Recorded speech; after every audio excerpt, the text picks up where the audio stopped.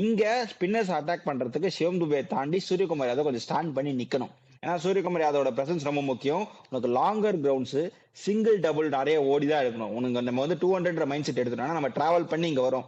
We use to get play India pitches. உனக்கு நல்லா ஞாபகம் இருக்கான்னு தெரியல, கௌதம் கம்பீரோட மொதல் டாஸ்க் வந்து ஸ்ரீலங்கால போய் நான் ஆடினது இன்னும் ஞாபகம் இருக்கு. மூவ் அப்டேட் ஒயிட் வாஷ் ஆகி தீக்ஷனா கிட்டயோ வெள்ளதாங்கிட்டயோ அடி வாங்கிட்டு வெளியே வந்தோம்.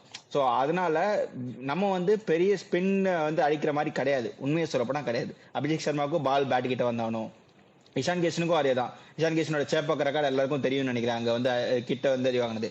ஸோ உனக்கு வந்து மிடில் ஓவர்ஸ்ல ஸ்பின்னை வந்து ஸ்டடி பண்ணி ஆடக்கூடாது திலக் வர்மா அண்ட் தென் சூரியகுமார் யாதவ். இவங்க 2 பேர் மேல தான் கேம் டிபெண்டன்சி இருக்கும். நீங்க 10 ஓவர் 12 ஓவர் கொண்டு போனதுக்கு அப்புறமா தான் சிவம் துபேவும் அதிக் பாண்டியா ஃபினிஷ் பண்ண முடியும். இப்போ நான் சொன்ன அந்த ரிஸ்க் குல்தீப் எடுத்தாங்கன்னா அது இன்னும் டபுள் ஓனஸ் ரிஸ்க். ஏன்னா அக்ஷர் பட்டேல் இருந்து ஃப்ளோட்டர் தான். ஸோ அக்ஷர் பட்டேல் இருந்து இந்த கேம்ல கொஞ்சம் முன்னாடி வர நிறைய வாய்ப்பு இருக்கு. Just because to extend the batting line அப்படின்னு எனக்கு தோணுது. மற்றபடி நம்ம பாகிஸ்தானை லைட்டரா எடுத்துக்கூடாது.